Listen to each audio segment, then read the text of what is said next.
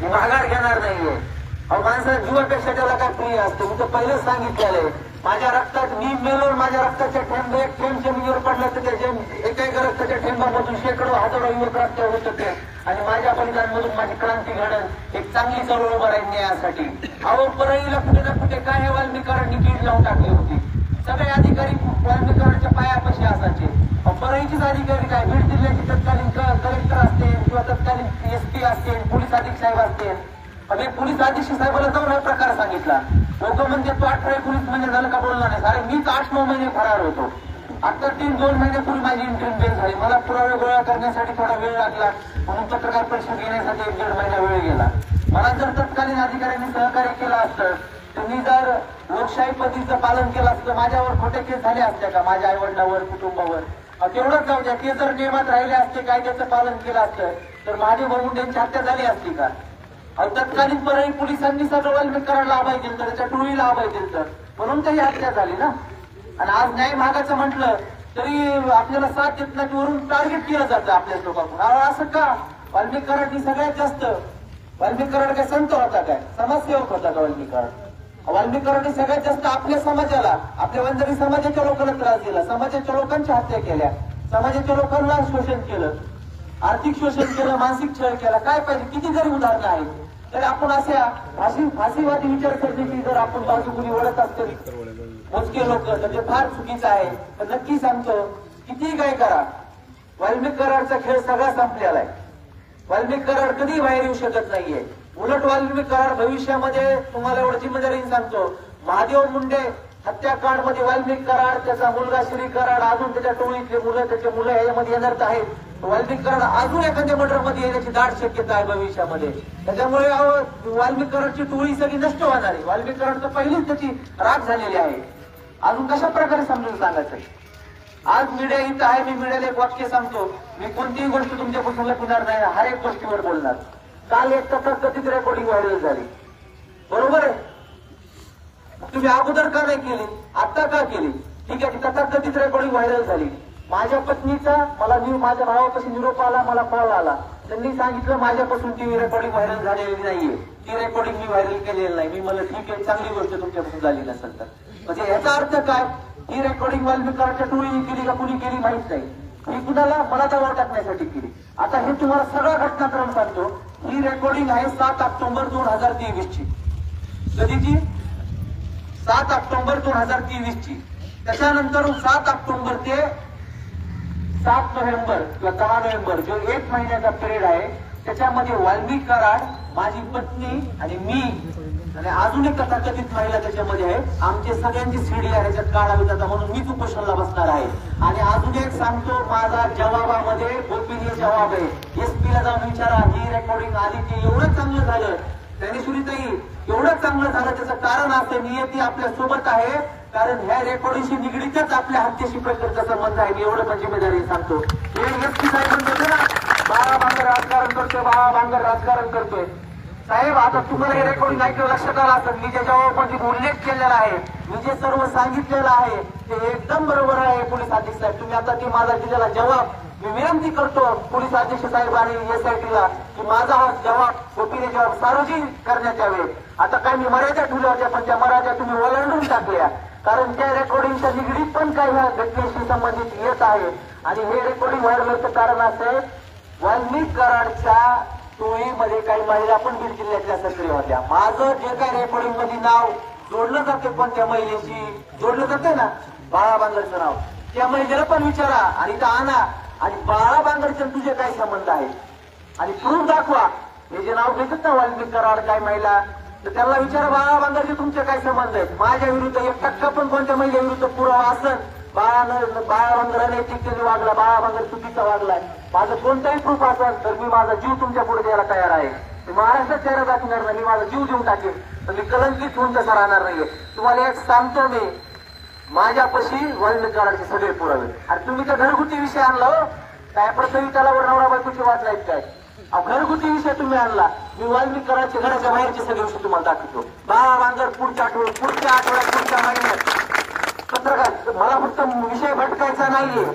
माझे भाऊजी ज्ञानेश्वरीताईंचे पती महादेव मुंडे ह्यांच्या हत्येचे जे मारेकरी आहेत वाल्मिक कराडची टोळी जेरबंद झाली पाहिजे, माझं तेच हे आहे.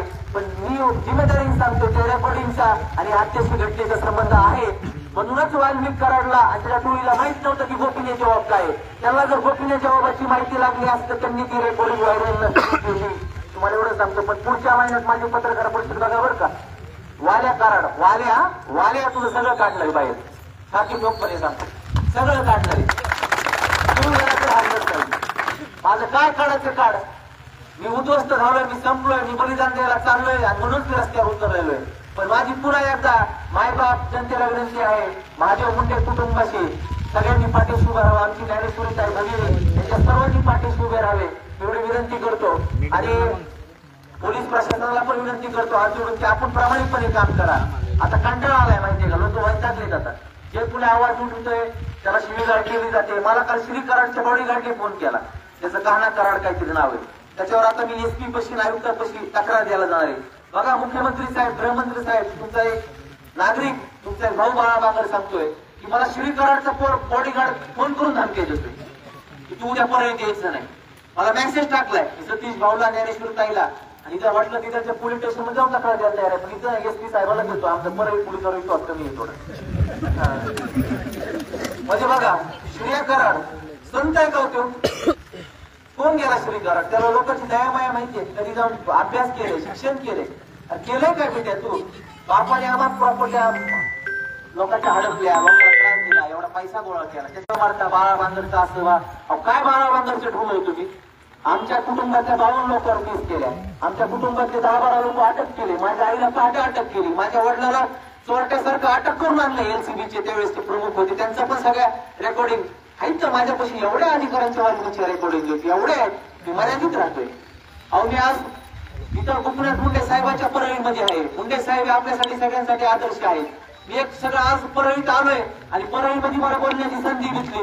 मी आवर्जून तुम्हाला सांगतो, अहो आमचे त्यावेळेसचे नेते पक्षाचे मला जिल्हा अध्यक्ष हे बाळासाहेब आजबे काका, जयंत पाटील साहेबांनी, त्यावेळेसचे आमचे नेते धनंजय मुंडे साहेबांनी मला जिल्हा अध्यक्ष केलेले.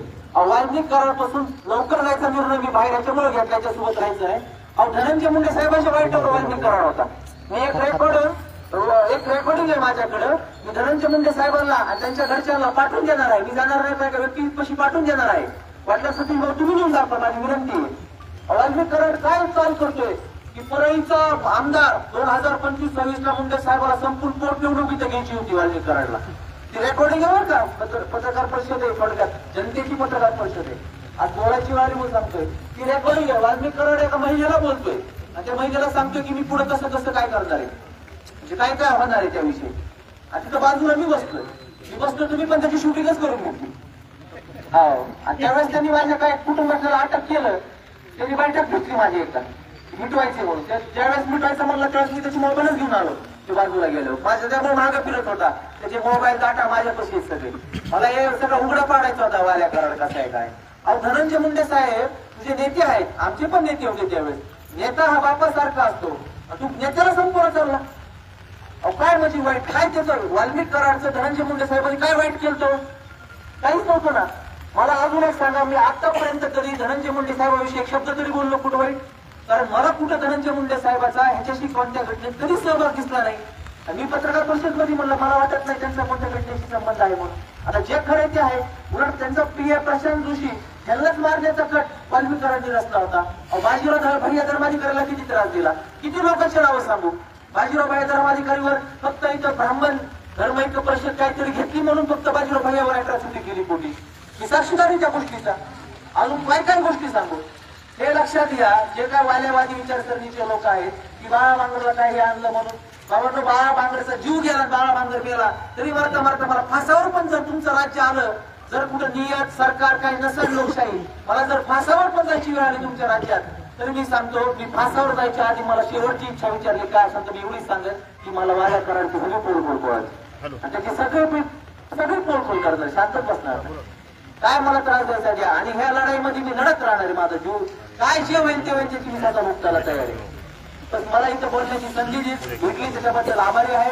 तर माझी विनंती आहे आमच्या नेत्या आपल्या पंकजाताई धनुभाऊ मुंडे साहेब यांनी सगळ्यांनी त्यांचा जर पाठिंबा असेल तर सगळ्यांनी रस्त्यावर उतरून महादेव मुंडे कुटुंबाला पाठिंबा द्यावा. आपले टीपी मुंडे सर असतील, आपले टीपी मुंडे सर माझ्या वडिलांचे मित्र आहेत, सुचेत करणा भाऊ माझ्या मित्रांचे वडिलांचे मित्र आहेत. जेवढे कुणी परळी तालुक्यातील प्रस्थापित पुढारी आहेत त्यांचं महाराष्ट्रामध्ये चांगलं नाव आहे. सगळ्या परळीच्या जनतेतील पुढाऱ्यांना लोकप्रतिनिधीला विनंती करतो की सगळ्यांनी उतरून महादेव मुंडे कुटुंबाला न्याय मिळण्यासाठी प्रयत्न करावेत आणि बाळा बांगर हा शेवटच्या माझ्या किती पोल खोला किती काय करा मी माघार घेणार. पुन्हा एकदा मी तरी सांगतो SP साहेबाला माझा ओपिनियन जबाब जो घेतला होता त्या दिवशी वांद्रीकरांनी माझ्या विरुद्ध कसे कसे षडयंत्र असते ते षडयंत्र बाहेर येण्यासाठी बरं का ते षडयंत्र बाहेर येण्यासाठी माझा जबाब हा सार्वजनिक करण्यात यावा की जबाब 5 जुलैला दिलाय ना. मग काल तुम्ही रेकॉर्डिंग व्हायरल करताना तर ठीक आहे व्यक्तिगत रेकॉर्डिंग आहे पण त्या रेकॉर्डिंगशीच मी सांगतो त्या घटनेचा पण तत्कालीनचा संबंध आहे. आता CDR मध्ये तर सगळं निघणार कॉल केलेले काय आहे कोणत्याही अशा अनोळखी महिला पण बाहेरच्या जिल्ह्याच्या आहेत त्यांचा पण आम्ही खुलासा लवकरच करणार आहोत. पण महादेव मुंडे कुटुंबाला न्याय मिळण्यासाठी आम्ही सगळे तत्पर आहोत. आपण इथं हजारोच्या संख्येने उपस्थित आहात. आपल्याला तोपर्यंत ठोस आश्वासन मिळत नाही तोपर्यंत आपण इथून मागे सरकायचं नाही. आपलं ठाम बोलून करायचं. महाराष्ट्र जय शिवराय जय भगवान.